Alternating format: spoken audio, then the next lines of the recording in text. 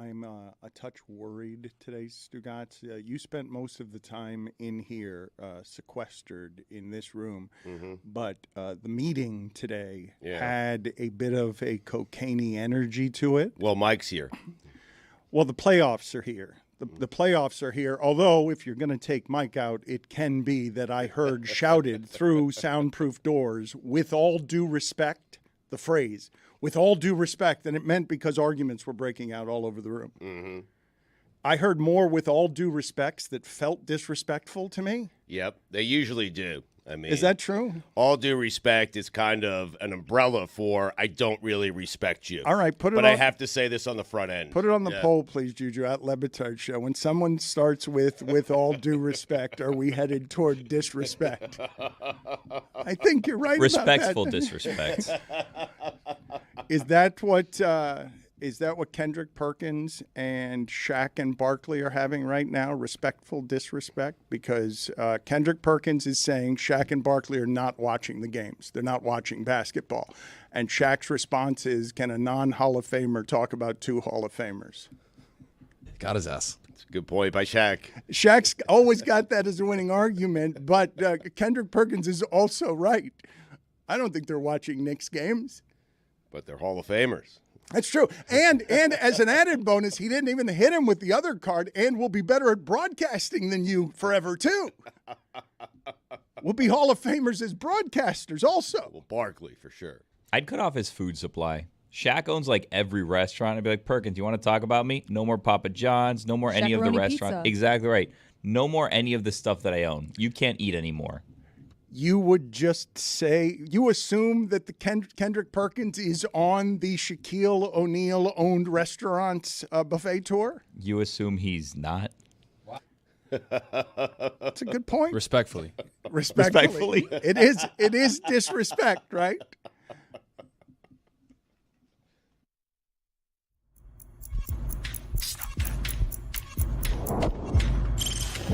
Stop that.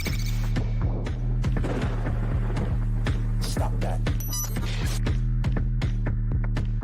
Stop that.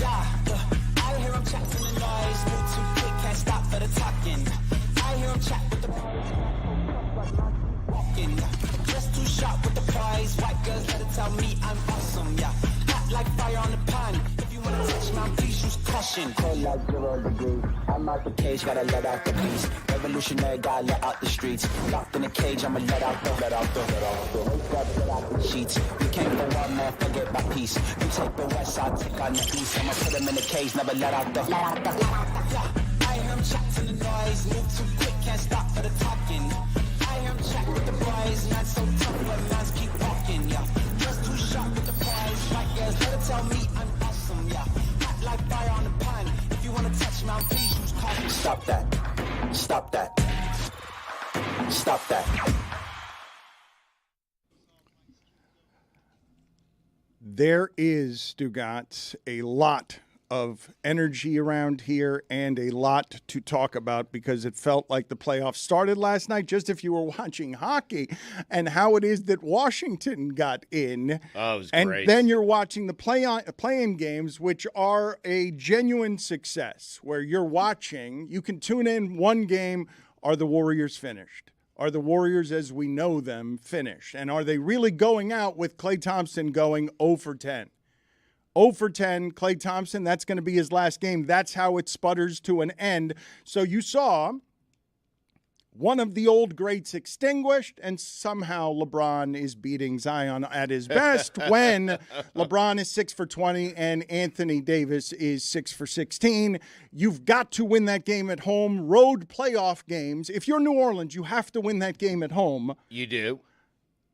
If you're the Lakers, you can't believe that you won a road playoff game, the equivalent of a road playoff game, with the oldest player in the league, Anthony Davis and LeBron James. They played good games, but they were not efficient games. You have to beat them when you're at home. They just got a bunch of free throws. That was a fun game to watch last night. LeBron is incredible. He really is. At 39 years of age, to give you 23, 9, 9, 3 steals, 2 blocks, incredible. But it was unfortunate because I wanted to see that game play out with Zion being healthy. That was the best game Zion has had as a pro, 40 points. at home in a must-win game, and he got hurt late in the game, and I have no idea what happened to Zion Williamson. It was strange. Okay, but this is where I wanted to start today because the Warriors are finished. It's over. I told you that a lot of people thought that they were going to turn something on in the playoffs, and it's just an old thing now. And I want to put up this tweet from Miles Brown because you have to understand, Stugotz, this thing burned hot for a decade. Best shooting backcourt we've ever seen. You've lived long enough to see them revolutionize the sport. They left it different than they found it. The game is played totally different because of how they mastered it and showed us, oh, wait, 3-on-1 break. Look, they've got two guys going to the corners. They don't want the two-point shot anymore. They want the three-point shot. But in the middle of that, a furnace. And here's what Miles Brown says about that furnace. They were 73-9, but this guy couldn't contain his nut-touching fetish. They got a top three small forward ever, and this guy ran him off. They got a top-tier six-man, and this guy punched him in the face. He pods poorly with no respect for reality and is terrified of open jumpers.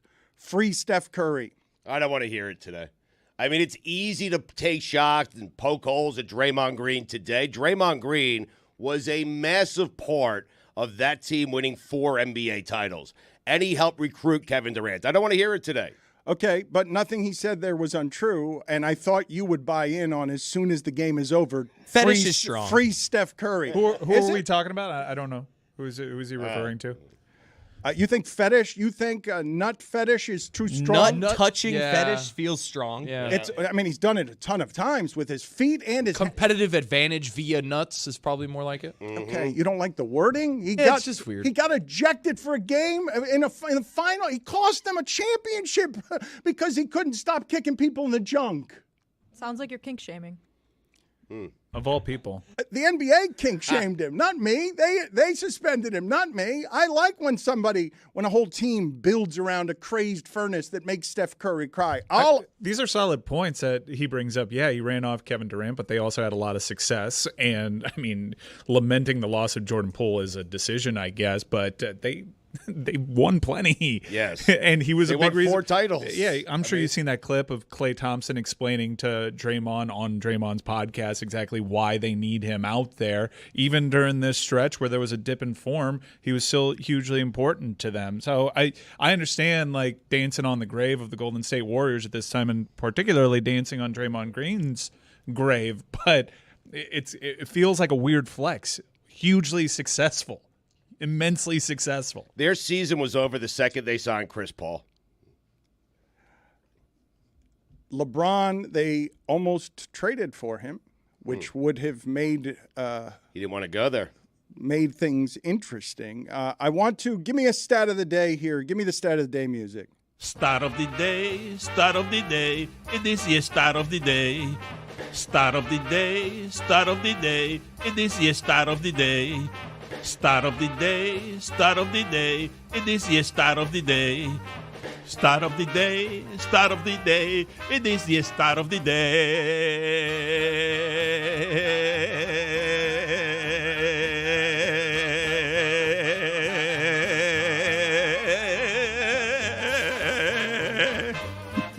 Warrior fans are mad today. They have gotten used to winning, and they spent the night, late into the night, arguing with a whispering Nick Wright on the internet. We'll get to that in a second. But the stat of the day, Stugotz, is that this year, okay, Klay Thompson went 5 for 5 on free throws in his last game to have more than 125 for the season and therefore qualify. Klay Thompson had the highest shooting percentage on the last day, passing teammate Steph Curry, okay? So Steph Curry shot for the season 92.3, and on the last day, Klay goes 5 for 5 to go over 125 and finish at 92.7. 2 years ago, Jordan Poole on the last day goes 4 for 4 on the last day to pass Steph Curry for the free throw percentage lead from 92.3 to 92.4. That is inside the weeds. I just can't believe that that's statistically so. That 2 straight seasons, not only has Steph Curry shot exactly 92.3% from the line, but both seasons his teammate has passed him on the last day in free throw percentage. You think Steph cares? Do you? I think about that. I think if you're that good at such a meticulous thing like that, I don't know that anyone else does. I didn't even know if I could engage the room because it's just math, and who cares? It's free throw percentage. Why are these balloons here? I have no idea. Is it Stu's birthday? It's Nope. 1 year here at the Elser. It's our birthday. 1 year here at the Elser, Wow. which I am eternally grateful for because you want to talk about an upgrade in terms of venue and just studio size. But I was kind of taken aback at how loud the volume, no pun intended, was, at people really enjoying the Golden State Warriors losing. And then I kind of figured it out.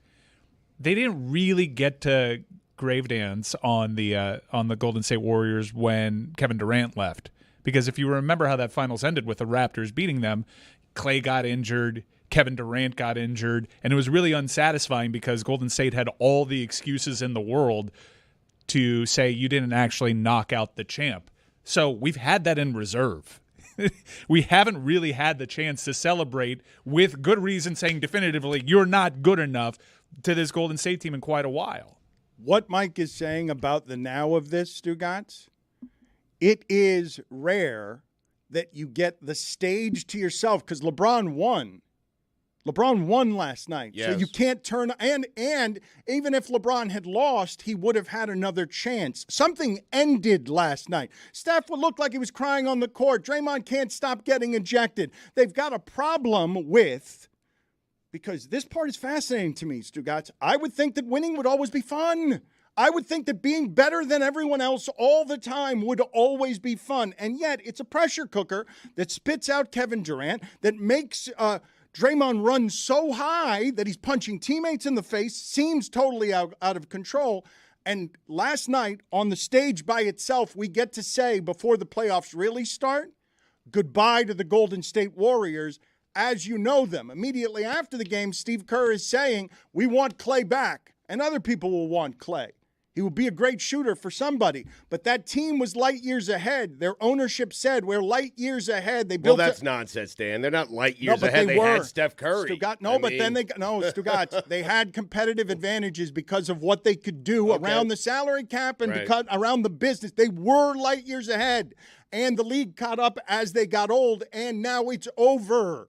It's done. Amin, our basketball expert, I was telling him all season, all season, I'm like, this is finished, right? And he was, nope, I'm still scared of them. I'm scared of playoff experience. I respect too much how hard it is to win. You just mentioned, who did you mention? Did you mention Toronto? Kawhi Leonard won one, solidified himself forever. It's really hard to do. Toronto has fallen apart since then. That Sacramento team in free fall at the end of the season. They did it once last year. Then the expectations came, free fall. That's what ended you. That everybody was fearing, what if they turn up that championship thing? No, they got crushed. Clay's 0 for 10 in a game that they needed. Well, Steph wasn't, he wasn't great. He needed to be great last night, especially with Klay being that off, and he was not great. And people are probably celebrating. Mike is right. The fact that this team appears to be finally finished. Steph Curry is not finished. This team, the core of this team, is done, and people are delighting in that. It just felt like Steph had to wear all of the burden of Draymond, of Klay Thompson, of the entire team, and it was almost too much for him yesterday. In the first half, he was terrible. Yeah. Ellis was taking his cookies. Keegan Murray was stopping him everywhere he went. He got off a couple shots, but that was it. I'm amazed that we all stayed up that late to watch it, first of all. I was locked in. Second of all, I'm confused what Nick Wright did. And third of all, were you a little sad you weren't invited to his wedding thing this weekend, Dan? I'm just learning right now that he had a wedding thing this weekend. Wow. Mike also was not invited. Yeah, A wedding thing. Renewed vows. Really? That's a little bit more intimate, It was though. basically a wedding. And, Joy Taylor was there. Bomani was there. You are You guys were informing not me. there. I'm learning. You are correct. Mike should have been there.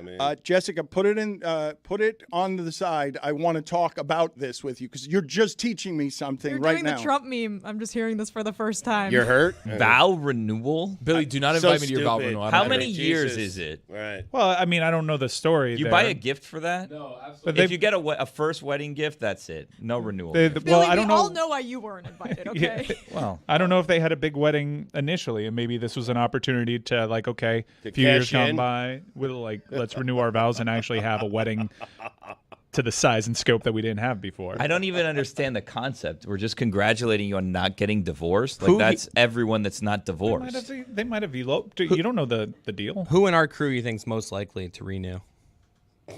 Dan. Yeah, Dan, for sure. He just got married. Yeah, Dan. It's still Dan. Did the invites in the mail. I think it's funny that we're critiquing somebody else's romantic vow renewal when we have a bunch of balloons in the studio celebrating our year in a building. I don't think that's even right, if I'm going to be honest with you, because I got like one of those flashback things that I was already in the building like a week ago. So I think that we got the date wrong. By the way, when I was walking in this morning, I saw on the sidewalk right in front of the Elser a pack of Newports inside a half-drinking like beer cup, like dip cup or something. That was mine. And I thought about the Clevelander for a second because I was like, man, we used to see this every single day. I kind of look back the way I do. Like Marlins Park is nice, very fancy. But I look back at Pro Player, and I kind of miss those days. You guys don't have any nostalgia for the Clevelander? Yeah. Like a little, like there's part of me, obviously this is so much nicer. But there's things I just kind of miss that time. Yeah. Man, I don't miss it at all. I really don't. I want to meet you there. It was so smelly. Yeah, everywhere. There are aspects of being on ESPN I miss. That's what Chris misses. Yeah, but from the facility standpoint, no. I miss it every time I see McAfee on TV. Oh boy. Missed it when I got my seats for WrestleMania, I'll tell you that. Just every airport, every television. I'm there, on vacation at a bar, just getting a virgin pina colada. I look up, Pat's on every TV. I go, I used to be there. Remember when? Not where he's sitting, where the guy with the half mullet thing is sitting.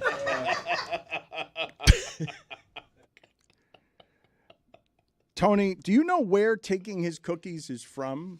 Do you know? Because you used the phrase taking his cookies, and I think you're too young to remember where that originated. The first time I ever heard it was about Pablo Prigioni of the New York Knicks, and it was the loudest Knick fan I had ever heard to that date talking. Pablo Prigioni taking your cookies. That's right. I remember that. From 2010. That's the first time I'd ever. It's been around since way longer than that, Dan. We're talking about like annual mixtape days, Real Hoopers know back in the day, early 2000s. Okay, I reject all cookies. I thought you were too young to know where that phrase came from. But I will tell you now, Jessica, what happened with Nick Wright. Warrior fans, you can imagine, right? I don't know how the people listening to this feel about Warrior fans, but any fan base that does a gluttonous amount of winning and has the best thing is going to become an entitled, spoiled, loud fan base. I don't think there's such a thing as a graceful entity inside of sports fandom if you've won a bunch. Like the Heat fan base? Any fan base that does a good amount of winning gets used to it, and that one, to me, like, imagine what the Patriot fan was like last season. I mean, you're running Bill Belichick out of town, and nobody even blames you because, yep, that's where he put the standard. The Warriors have put this standard on. They've changed the entire sport, and now fans are mad, and they're saying Steve Kerr doesn't know what he's doing. But understand what you saw last night. That whole conference is better than them. They lost to a team in free fall, one game for your season. The game was not close. Nobody fears Sacramento this year. If it happened last year, you would have understood. That team was not playing well at the end of the season, and the dynasty falls to its knees when you expected something from it. And so those fans are going to be rabid about why did that just happen? Why is it over? Why does everyone get to dance on our grave? Those fans need to get over it. They've had Steph Curry. They had Kevin Durant. They had Klay Thompson, Draymond Green, 4 NBA championships. Get over it. Okay, seriously, but Dan. Any fan base would take that run and be happy with it. They're not over it because last night after this game, there is a time for blame. And Nick Wright has ended up, I don't know why he's doing this. I think perhaps because he's just addicted to giving his opinion to people and winning arguments. And he's mad. He is mad because now Mina and Pablo just broke that huge story yesterday. Mina and Pablo are teaming up to do like celebrity game show stuff together. Wow. And so Nick is up in the middle of the night, pathetically, desperately, looking for a place to argue with Warrior fans. And he found it on Twitter Spaces. Think we have a good idea of what our coach is and isn't is capable of doing since we watched all 82 games this season? Start to finish. 82 start to finish. Of course, I understand the idea that what you are doing right there is like an appeal to authority fallacy, but I will go with it that you guys are the authority. But then if you want to follow that same exact logical train, then don't you think the general manager, team president, and owner watch it even closer than you guys? Like, no, you don't. I disagree with that. No, absolutely Oh not. my God. I disagree with that. The same way Hold that on. you Can I don't watch just- every single game Bro. is the same way that Okay, so I mean, he destroyed this entire fan base as if it wasn't destroyed enough. He did that from his bathroom. Yeah. Kids were sleeping. That's something you do that your wife doesn't know you're doing. Well, yes, and this I thought at the beginning, what I thought was happening at the beginning, I'm like, man, I've never heard Nick so reasonable, and this is a great way to do debate when you have the winning argument. Pound the facts, don't pound the table. And so I'm thinking to myself, he's being a real pro keeping his composure. No, he didn't want his wife to hear it. He was going to wake up the kids. And so this is how he argued with the Warrior fan base while dancing on its grave to their faces. The way you just said about Trace and like you trying to make it sound like it's a ridiculous thing, you got to understand something. Dario Saric, you know Dario Saric, right? Do you think that Dario Saric is a guy who can play the 5? No, what I think is, here's what I honest to God think, and I don't think this is a controversial opinion. If the amount of minutes Trace Jackson does or does not get is the difference between your team getting rocked by a Kings team in free fall and winning a championship, then you're kidding yourself. Winning an argument whispering from the bathroom at 1:30 a.m. is a place the take has never been taken before. It almost turns down the volume on the entire argument, right? Because everybody's like, all right, this guy's whispering. I've got to kind of too also reasonable. whisper too. Yeah. He's got a new show, Take a Shit. 1:30 a.m. Go to sleep. A deuce. We were all watching. Not all of us. We were all awake watching the game. If Jessica's complaining, Jessica has spent her late 20s complaining about 9:30 starts in the NBA, and you're watching to hate the Warriors or for it to be finished. Honestly, I really didn't have a dog in that fight, but I did just kind of need to go to bed after Reggie Miller's late game analysis on if Anthony Davis should make his free throws or not. After that, I was like, it's sleepy time. I feel like I'm going crazy. Is he okay? All right, let's play that for the audience. There's things that you talk about on the bus as players. If he makes the first one, you're up 3. Do you try to purposely miss the second one knowing that they don't have any timeouts? They have no timeouts. And they've got to go coast to coast because as soon as you miss it, time is going to start as soon as it's touched. Or do you just make them both be up 4 and game over? These are things that are disgusting. Yeah, that's Jesus, it's not discussed my enough. God. He's right. It's not. I'm going to take the game over option, Reg. I'm not like basketball's not my favorite sport. Like I have other sports that I understand the X's and O's of a lot more than basketball. And when even I'm watching it and I'm like, that doesn't sound right, then you know it's bad. Jessica, I want to, when you say that doesn't sound right, I called Billy into the room here before the show because I was genuinely curious about something that was on the TV screens in here that I was learning of for the first time, just like I learned that Nick Wright renewed his vows there. And a cold chill ran through me, Jessica, when you informed me of that on air. I did not know how to react because it swept through me with pain that I had not been invited to that because I thought Nick and I were closer than that. I can't imagine how much it hurt Mike. But when I walked in here today... I'm good. Well, before you say you're good, wait till you see what I'm about to show the audience. Can you put behind me, please, the promo for what Billy and Stugotz are doing for God Bless Football? So right behind me, they're going to Detroit Draft City, and you see that is a lovely image behind me. For some reason, that is Billy, and I'm told Stugotz that are That's not me. in Kiss makeup, but I'm pretty sure it's Adam Lefkoe. It is not Stugotz like that. Is it JoJo Siwa? It might be Jay Leno. It is not Stugotz. I see Billy in there with Kiss makeup, but when I look at this other person is in no realm Stugotz. That's Stugotz. That's him. I mean, how do you not know that that's Stugotz? You sit right next to him, and Stugotz is saying that's not him. That's him. I'm going to need to check dental records on that one. It doesn't look like him. It looks like it's somebody with a far bigger chin than him. Yeah.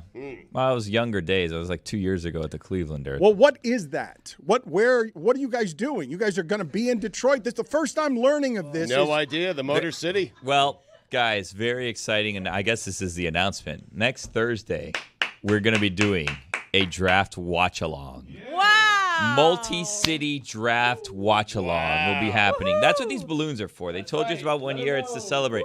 A multi-city draft watch-along. You can join us at 8 p.m., and we're going to be taking you roughly between 8 p.m. and the Dolphins pick-ish. Dan, be honest. You're asking for a printout of this to go home with tonight, right? Whoa. This doesn't look like Stugotz I saw to the me. table move a couple of times. He's jealous he's not in the graphic. That is Stugotz. Look, that's him. And we're going to be joined by some friends. Stugotz is going to be on scene in Michigan. Well, not on the scene. He's going to be in Michigan. In Ann Arbor. Where's Lefko going to be? So Stugotz will be up in Michigan. He's going to be there with Mikey A reporting live. I'm going to be here holding down the fort with Jess, with Tony. Juju will be here. More friends will come along. You guys are welcome to attend if you'd like. And then we're going to be trying to check in with Lucy. We're trying to figure out exactly the legalities of that situation because she's going to be at the draft. He's in talking Michigan? to the fans. Yeah, Wait. he's going to be in Michigan. Are you writing off this trip because you're in the state that the draft is being held, but not the city? He'll be in Michigan. So Northwestern plays at Michigan on Sunday. Winner wins the Big Ten. I'll be writing this all off. I'm very happy about that. Then I just take a little 30-minute drive down to the Motor City and cover the NFL draft. How about that? You can actually go. I think we can say where they're going to be. If not, we'll just clean this up somehow. Stugotz is going to be at the DraftKings Sportsbook in Michigan, so it's open to the public. You can go and visit him. You can visit Mikey A. You can take in the draft along with Stugotz in Michigan. Stugotz looks like Mrs. Doubtfire with the pie on her face. Were you accusing me of being jealous that I don't get to be at the NFL draft? No, they're dressed up. No, dressed up. Didn't you go to a Kiss concert dressed up? Do you not know Cannon? I did. How offended was Nick Wright when someone asked him, "Do you know who Dario Saric is?"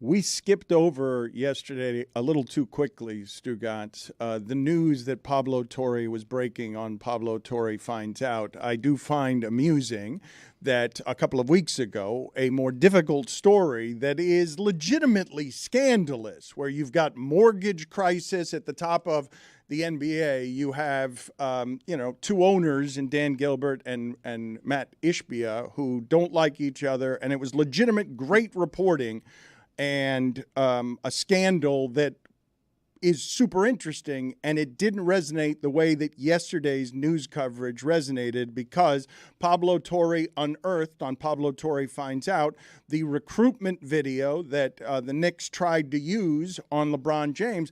And, Stugotz, it's not just that they ruined The Sopranos.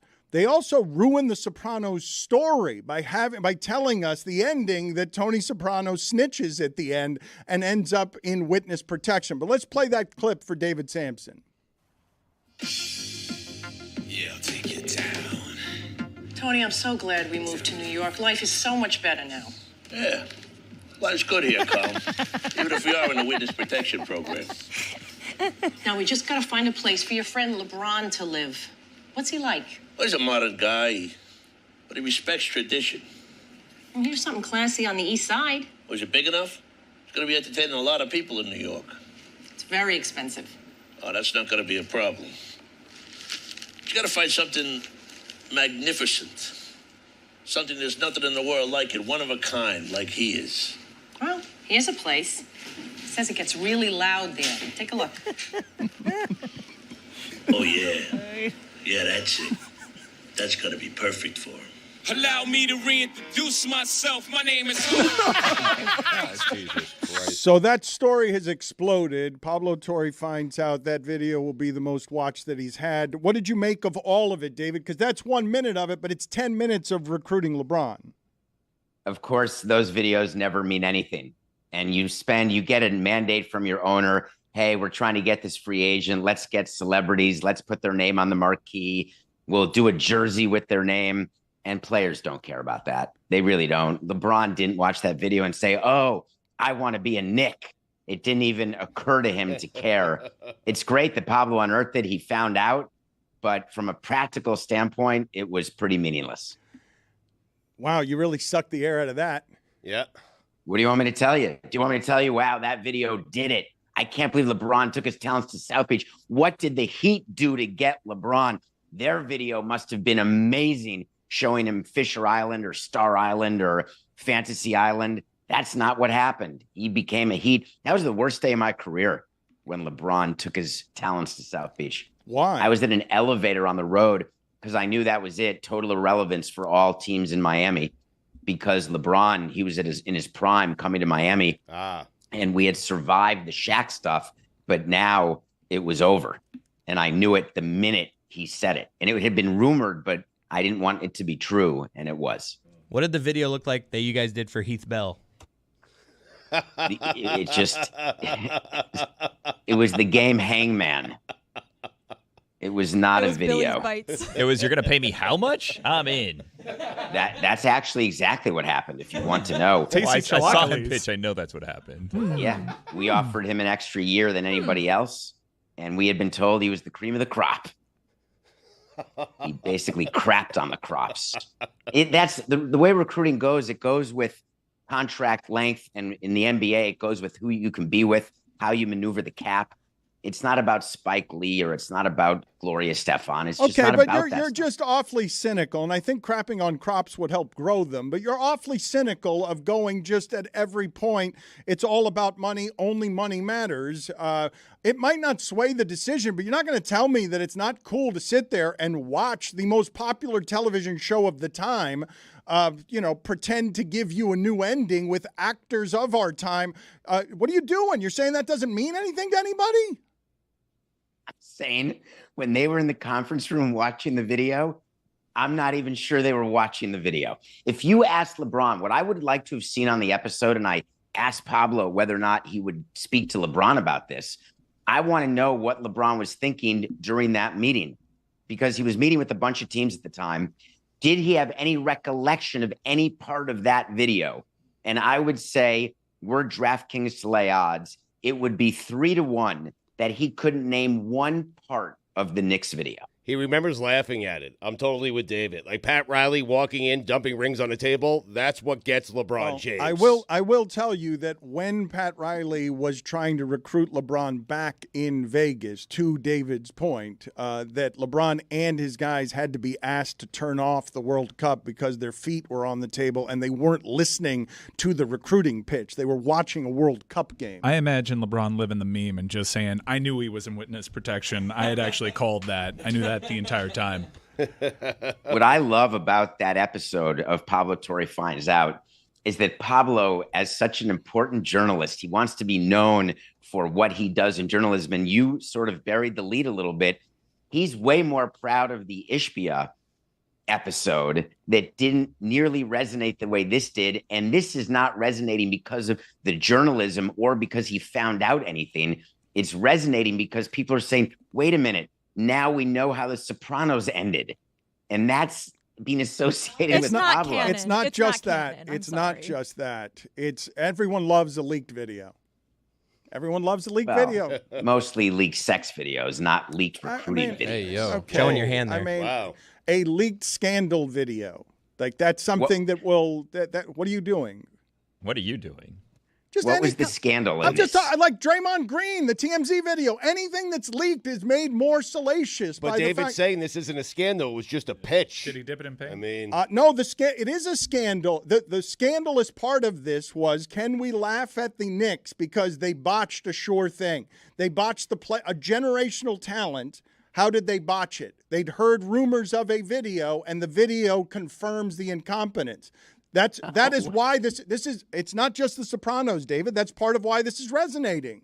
I'm sorry, I've missed the whole thing. You're saying that LeBron is not a Knick because of that video? I am saying that this story is resonating because you have a leaked video. You have a video that people have wanted to see that is not supposed to be in someone's possession.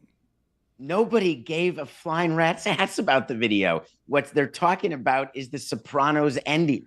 David, and the fact that it's not the blackout. David, are you not familiar with how rabid and passionate Knicks fans are? Like, you're talking about a pop culture thing, and you're ignoring how crazed Knicks fans are about we're this. We're a 2-seed, though. We have Jalen Brunson. Like, you're ignoring that part of what's happening now is New York is getting resuscitated, something that hasn't been here in a long time, which is the world is laughing at us. Watch us. We're going to prove them wrong. We've got lovable Jalen Brunson. Their fan base is being laughed at again today. It's a loud, proud fan base. Don't tell me that the Knicks fan that isn't at the center of this because it allows everybody to laugh at the Knicks. I don't want to create any issues. I love Meadowlark and I love Pablo. I'm in New York City and I'm sort of around town. Nobody's talking about that part of it. Nobody. You're sort of around town. Ear to the streets, Dano. Like, what does that even mean? I'm a Finger on man the of pulse. the people. He's a man of the people. Stugotz is going to be in Michigan. Yeah. What does that mean? You're sort of around One in town. Ann Arbor. It means that yesterday, if I must tell you, I got back from Nashville where I did a show and I'm on my way to Pittsburgh, but I stopped in New York City to unpack and pack. But my girlfriend asked me to go to Times Square to do a scavenger hunt in order to prepare for something that she's doing for the children she teaches. So I was in Times Square for an hour and a half. And instead of paying attention to her and what she was doing, I was asking people about the Pablo episode. Wow, David Samson finds out. A little research. Bing bong. And it turns out, whether it was tourists or not, the ones who had seen it, all they wanted to talk about was The Sopranos. It wasn't, oh, woe is me, we didn't get LeBron. Never came up. Coming for Lucy's stuff. The saddest man on the street. We should rebrand you as the ruiner of the man on the street interview. The saddest man where you're just lonely and trying to hide in your work instead of your life, and you're just wandering around asking people to be a man on the street. You're a tourist from Guatemala. What do you think about LeBron? And you're letting see the people video? way too inside our personal relationship.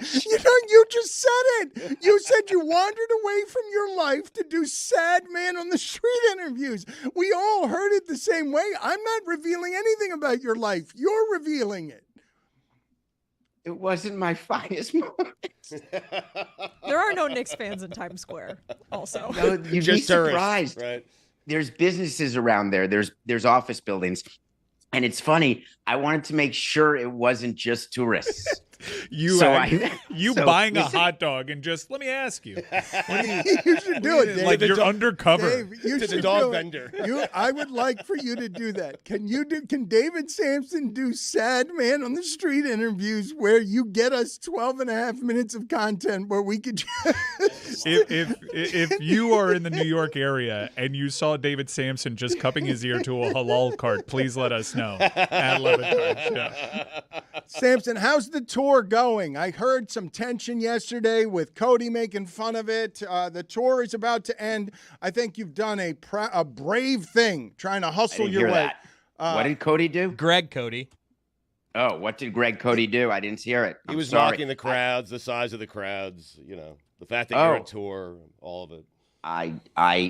They've been great crowds. There's been great engagement. Every stop is fun.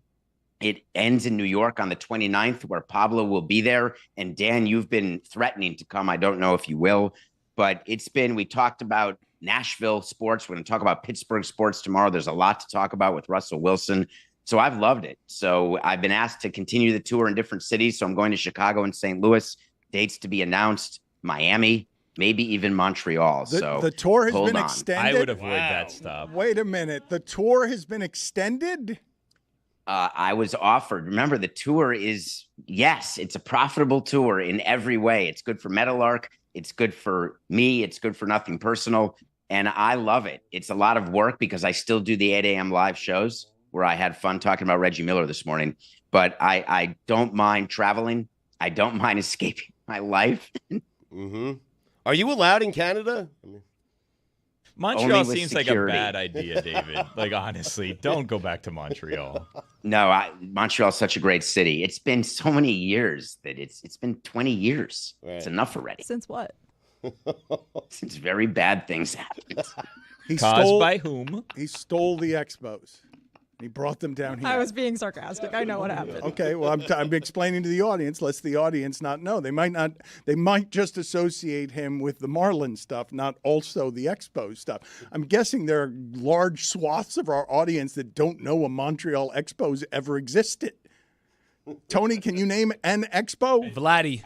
Boom. A second one? If it's our audience, it's because of senility. More with Samson next.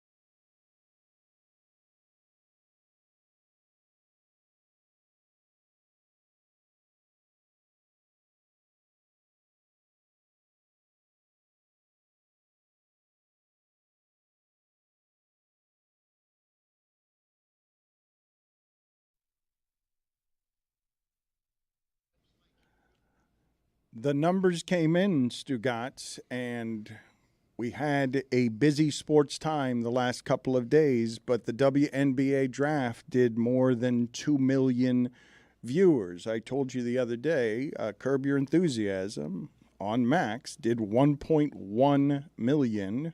It's last night for one of the most successful runs in the history of television, for one of the most successful writers in the history of television, for the WNBA draft to double that number in a fractured, different time for where people get their stuff, and it's hard to sit people down in front of something and get their time when you want it at 2 million people, but the draft brought giant numbers. I'm going to be super interested, and David, I'd be interested in your opinion on this, on if it carries forward, if this is momentum or a flash in the pan. Okay, because, but can we just Dan, I've been celebrating it for 2 weeks. Okay, I'm just asking that question. No, and you can. But I just, before we get to just questioning whether they can do it, let's just stop for a moment and have David's analysis on what it means that out of nowhere we have these kinds of numbers that don't have a precedent for a sport and something just blossoming right in front of you. It was a fascinating dichotomy when you saw the numbers for the WNBA draft and then you saw the numbers for the Masters final round, and you see two sports potentially going in different directions. And then when you compare the WNBA draft numbers blowing away Major League Baseball's draft, the NHL draft, and you're thinking to yourself, is this all Caitlin Clark? And if it is, what do they do to continue this? And you heard the commissioner of the WNBA say, we're looking at expansion. Well, they've been looking at expansion for years, but now they're really going to get serious about it once the Bay Area team starts. They're going to try to get even potentially to South Florida. So what the WNBA is doing now, we're going to see with the broadcast deal. And we talked about it on the sporting class with John Skipper. If they're still a part of the NBA deal, then the WNBA and all this talk about how they are a standalone entity, then I won't be buying it. If they go out on their own and announce a TV deal that doubles the value, which was pinned at $60 million as part of the NBA deal, if they can really get double that on their own, then you're talking about meaningful change to the value of the teams and to the value of the league in general. So it's an incredibly exciting time because this is it. This is their moment.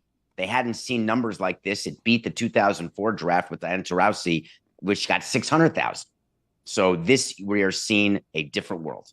A couple things. First, I don't think it's necessarily true to say it came out of nowhere because the draft viewership has increased over the past 4 years, especially like the bubble season for the WNBA when they put a lot more games on TV was when a lot of this huge growth for the WNBA started. And while the number from this Monday night was obviously a lot huger than it was last year, it's been going up every year. The second thing, which I think like a lot of people back here were surprised that like it's a pretty big number. A couple million people watched.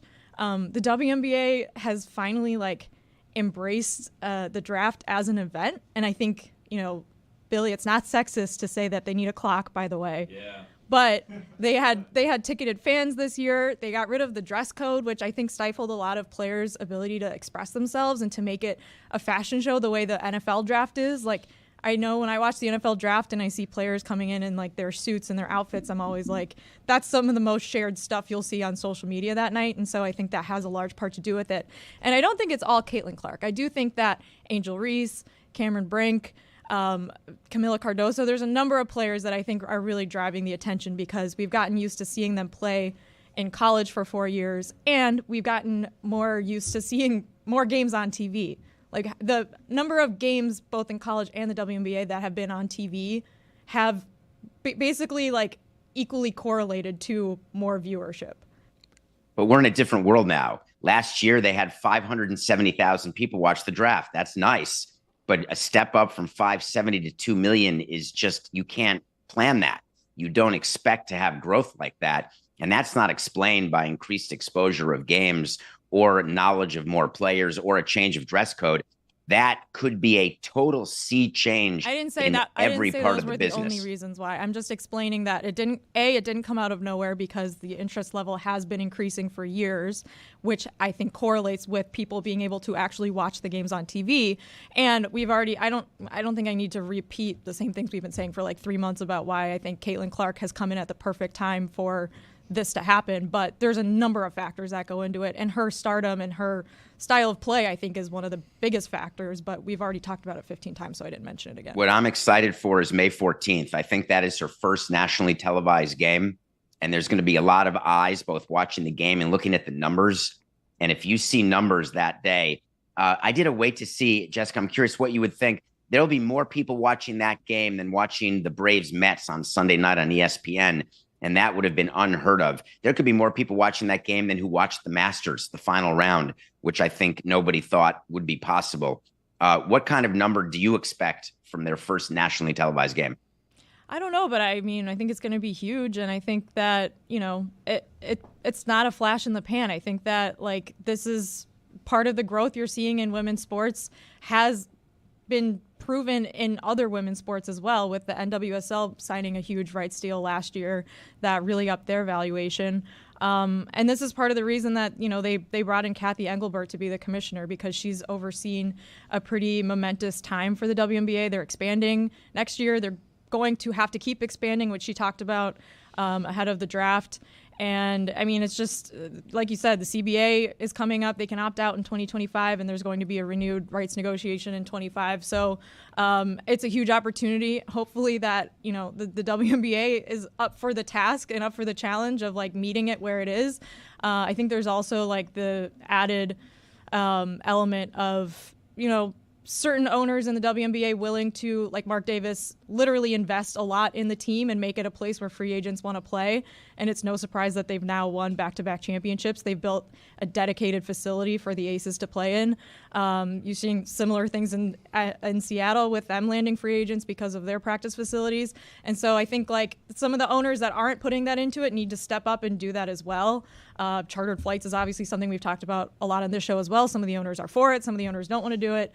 So there's a lot going on kind of behind the scenes that I think this moment, it's like everyone who watches the sport is ready for them to, like, take the leap. And it happens slowly. Like, it's happened slowly over the last few years, right? Like, Caitlin Clark's rookie salary is more than it would have been if she entered the league during the last CBA, and it's less than it would have been if she were joining the league during the next CBA. It's going up, and I think that, you know, it's just a huge moment for the WNBA, and I really hope that they seize it.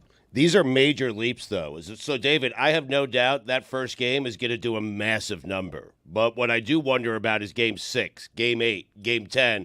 Are those games going to do a massive number? I don't know, to be honest with you. It's the biggest question they're facing, and that's when I talk about, is it a flash in the pan? Is it sustainable? Because you try to have a company which grows, and you try to grow at a consistent rate, because the concern is if you grow at such a huge rate really quickly, you cannot sustain that, and then expectations are really not met. And I worry with the WNBA, as with any business that has this sort of moment, if you don't take advantage of it or it doesn't work, right, it actually puts you in a worse place than you would have been had you just continued the growth that Jessica was talking about prior to this year, which was incremental. So that's why Game 6 and 8 are actually way more important than Game 1. What happens when people are getting used to seeing it? Do they keep watching? But the college basketball WNBA calendar works in their favor, correct? Because you're riding the high of March Madness, then you go right into the draft, and then the season starts shortly after the draft. So people don't have that much time to get distracted by other things. So if you still have that excitement from March Madness, from Caitlin getting drafted, first game is a month from now, it sounds like. It's literally a perfect storm. There is no break. You have to feel for these players. They get out of the tournament and then right to the draft, right to training camp. I think training camp starts April 25th or so, and then right into the first game, May 12th. No off season whatsoever. That is taxing on athletes playing year round, and women have been forced to do that. It's well documented. In order to supplement their income, it eventually can get to your body. So that's another thing to watch is the health of these players. What's the movie you're reviewing for us this week? Can we spend some time talking about Girls State? It's a perfect movie to review. Did anyone watch it on Apple TV? Haven't seen the documentary. So it's a movie. I didn't know this existed. The American Legion apparently has a program, and I reviewed Boys State on Nothing Personal this morning, and now Girls State. Girls State is a program of women where they send in Missouri or states around the country where they have a political learning camp. It's not a sports camp. You go and you get elected governor or attorney general or Supreme Court. It's a 1-week intense training program where women or boys or girls learn to be politicians, and they learn to argue issues. And I was taken aback by the inequality of Girls State versus Boys State. And we talk about inequality on so many different levels. Well, now it has seeped down to the level of high school, where the Boys State program with American Legion is hugely financed and supported, and the Girls State is barely financed at all. The rules are way more strict. The ability for them to learn is quashed in a way that is totally unfair. And this documentary follows girls, 4 of them, as they run for office during the week and as they figure out how to navigate a world where for no reason at all, they're at a disadvantage before the first jump ball. It's a fascinating 1-2 documentary to watch. Girl State's brand new on Apple TV. Boy State is from 2020. I suggest watching Boy State first so you have a frame of reference, and then Girl State so you can have a discussion. I suggest those parents send their kids to a real camp. Go jump in a lake, play some softball. I mean, do some color war, do something. I mean, Jesus. Make a friendship bracelet. Call Top Bunk. Archery. It's a really cool camp, and they weren't nerds. David, Okay. good talking to you. Fly a kite. Nothing personal. Were you telling him to go fly a kite, or were you Perhaps. telling her? Were you, I don't know which it was. Were you telling him to go to a camp and fly a kite, or were you telling him to go fly a kite? See you later.